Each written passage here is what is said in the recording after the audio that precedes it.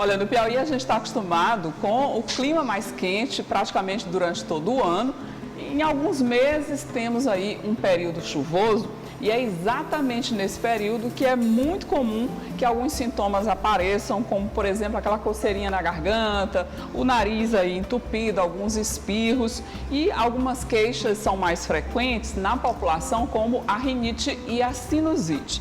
E é sobre esse assunto que nós vamos conversar hoje com o Dr. Eric Barros, ele que é otorrinolaringologista e já está aqui com a gente. Tudo bem, doutor Eric? Seja bem-vindo. Tudo ótimo, obrigado ali pelo convite. Doutor Eric, eu queria que o senhor explicasse para o nosso telespectador como é que a gente faz para diferenciar quem tem rinite e quem tem sinusite. Pois é, na verdade, então, rinite e sinusite são duas coisas bem diferentes, entendeu? Muitas vezes para o leigo e para os pacientes é a mesma coisa, né? Eles utilizam esses dois termos como sinônimos, mas não é verdade isso. Rinite basicamente é uma inflamação no nariz que é causada por problemas alérgicos ou até mesmo por infecções virais, né? Nas rinites o paciente vai ter o nariz entupido, vai espirrar, vai sair secreção, mas caracteristicamente vai ser uma secreção clara, hialina, transparente, como se fosse uma água mesmo. Já a rinocinusite, a gente utiliza esse termo quando o paciente tem uma infecção bacteriana que envolve tanto o nariz quanto o seio da face.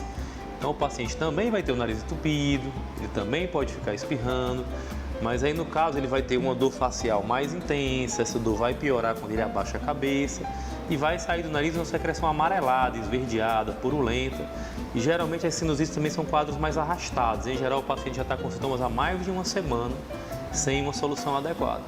Mesmo o tratamento dessas duas situações é diferente, né? Nos casos das rinites que eu mencionei primeiro, não vai necessitar usar antibiótico. Nas rinossinusites você vai ter que usar antibiótico para poder melhorar e para evitar complicações. A gente pode dizer, por exemplo, que a rinite é mais simples do que a sinusite e que uma rinite pode virar sinusite? A gente pode falar isso sim, né? Geralmente as rinites alérgicas e as rinites virais, elas são quadros realmente mais simples de serem tratados e até com menos potencial de causar complicação. Tanto é que a gente não utiliza antibióticos. Já as rinossinusites, felizmente isso é raro hoje em dia porque as pessoas têm mais acesso ao médico, a gente rapidamente inicia algum antibiótico para melhorar, mas elas têm um potencial de complicação maior porque essa infecção que está instalada no nariz e na face, ela pode se disseminar para estruturas vizinhas, né? Então até complicações assim, claro que hoje raras, mais graves de infecções nas sinusais, por exemplo, a infecção se disseminar para a região orbitária ou até mesmo para o sistema nervoso central. Por exemplo, pais e mães que têm esse processo alérgico, essas alergias, naturalmente elas vão passar para os filhos ou não? O filho já vai nascer com aquele potencial de alergia? As rinites virais, elas são transmissíveis pessoas a pessoa. Então, o que vai levar a ter uma rinite viral é você frequentar aglomerados, né, ambientes fechados, aí tem alguma pessoa ali que está com a infecção viral e transmite para você, as crianças pegam nos colégios, das coleguinhas de turma, né, porque tem sempre um coleguinha lá que está com algum tipo de virose, né, brincando. Então essa é a maneira de adquirir infecções virais. Agora, os problemas alérgicos, esses é que são transmitidos hereditariamente, né, familiarmente, né, passa do pai para o filho. Se os dois pais tiverem rinite alérgica, a chance do filho também ter é de cerca de 80%. E se um dos pais for alérgico, o filho tem quase 40% de chance de também ter problemas alérgicos. Aí vai ser uma transmissão hereditária, familiar, genética. A pessoa vai nascer com aquele potencial de desenvolver alergia e ao longo da vida dela, à medida que ela for tendo contato com os estímulos ambientais, começou a ter contato com a ácaro. Aí vai chegar um momento que ela vai desenvolver uma reação alérgica. E a partir daquele momento, todo contato que ela tiver com o ácaro, novamente, ela vai desencadear sintomas. Por que nesse período que a gente chama aqui no Piauí de período chuvoso, as pessoas têm mais essas manifestações de quadros virais, de alergias? É porque quando as temperaturas estão mais baixas, há uma maior proliferação desses micro-organismos, inclusive de vírus. Então a gente tem uma maior carga viral circulante de vírus, então as pessoas se contaminam mais. E além disso, quando está chovendo, a gente passa mais tempo em ambientes fechados, as pessoas se aglomeram mais, entendeu? E isso aí facilita a transmissão. Quem tem alergia, geralmente tem crises durante todo o ano e já sabe mais ou menos quais são os remédios que deve usar. Aí entra a questão da automedicação. O que o senhor diz em relação a isso?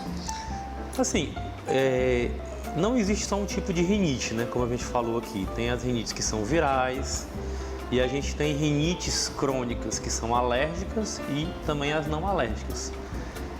A distinção disso aí é feita através de exames, né? Principalmente exames realizados na pele, chamados de prick test, em que você testa as substâncias, né?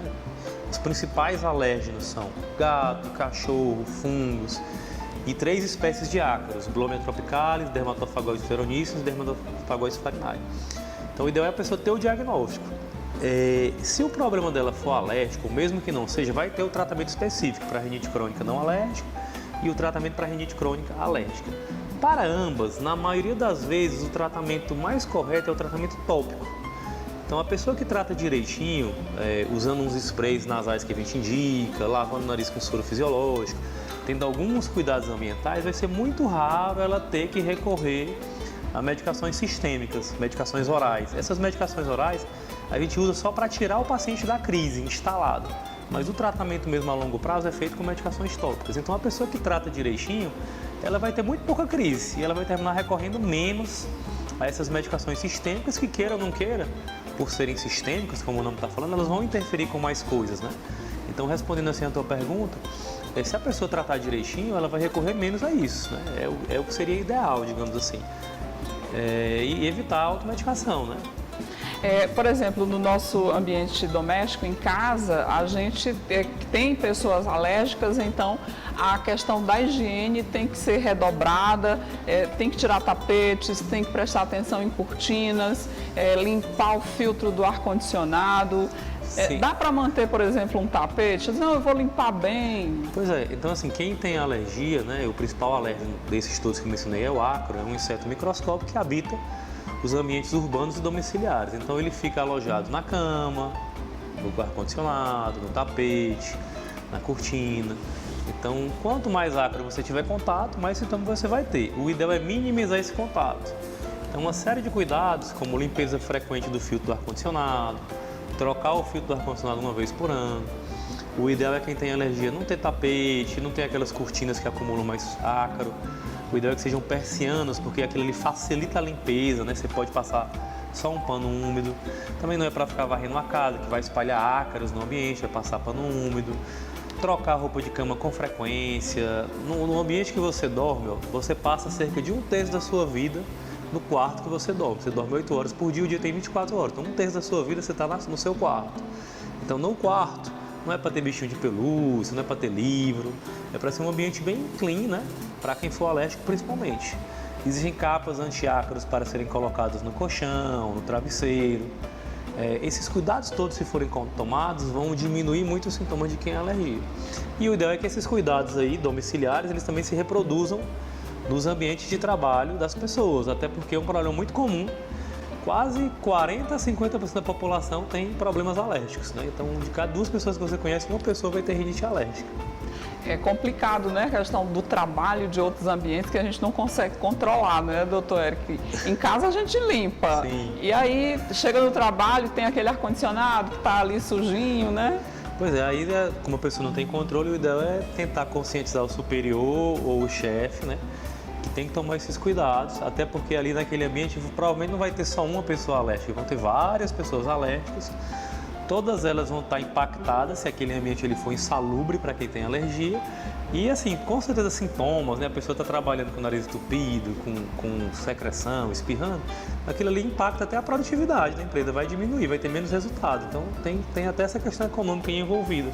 O ideal é cuidar bem do ambiente de trabalho também, para que as pessoas tenham menos sintomas. Elas vão produzir mais assim e melhor.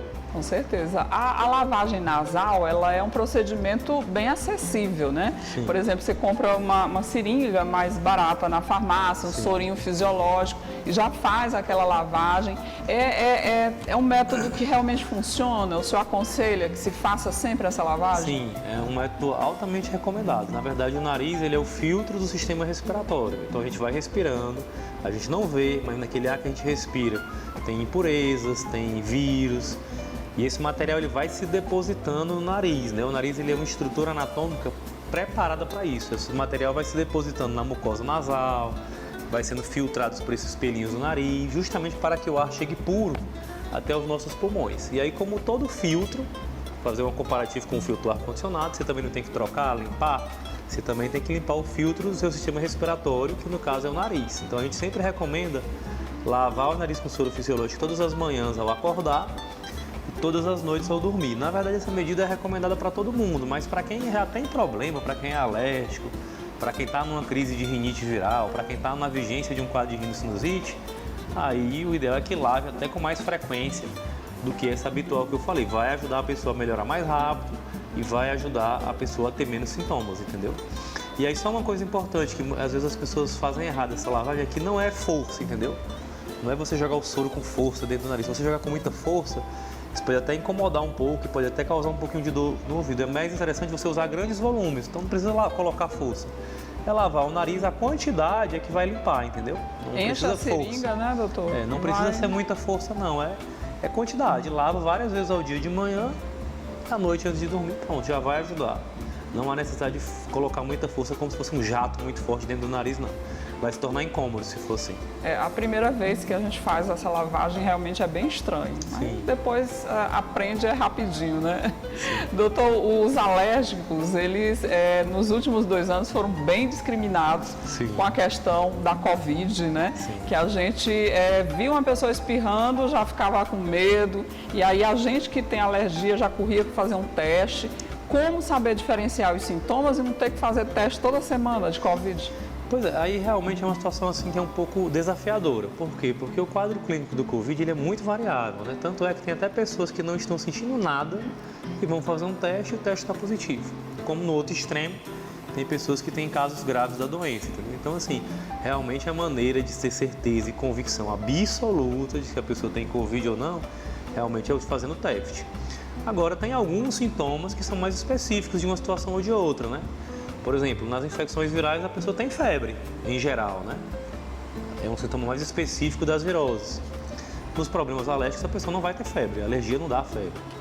A coceira já é o contrário, é um sintoma um pouco mais específico de quem está com alergia, né? Se a pessoa não tiver alérgica, pode até ser com uma pessoa com virose que também é alérgica, ela sentiu coceira, mas uma pessoa que não é alérgica, ela não vai ter muita coceira no nariz, ela não vai sentir esse sintoma. O prurido é um sintoma específico de alergia.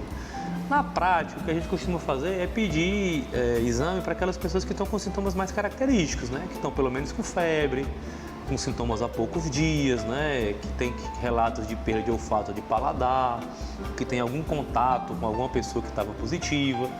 Nessas situações que a gente pede mais o teste, entendeu? Agora sim, uma coisa que eu acho importante ressaltar é a importância da vacinação, né?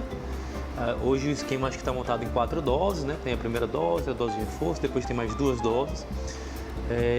A pessoa vacinada, mesmo que eventualmente passe batido um diagnóstico ou outro desse aí, ela vai terminar tendo um quadro muito leve, né? E aí vai passar como se fosse uma gripe normal, não vai trazer maiores consequências nem para ela e nem para as pessoas com as quais ela convive, entendeu? Então é importante ressaltar essa questão das pessoas cumprirem o calendário vacinal, a importância de vacinar contra o Covid, né? Quem não tiver com o esquema vacinal completo, providenciar completar. É isso aí, a gente queria agradecer, doutor Eric, a sua participação aqui no canal Saúde. Doutor Eric Barros, que é otorrinolaringologista, deu dicas aqui bem bacanas para os alérgicos que sofrem muito, acho que em todos os períodos aqui no Piauí, não é, doutor Eric? Está muito quente, não tem problema. Está com um pouquinho mais amena a temperatura, tem problema também, né? É bem complicado, mas deu umas dicas bacanas para a gente tentar amenizar o sofrimento ao longo do ano e ter menos crises. Muitíssimo obrigada. A gente agradece pelo convite, muito obrigado, viu?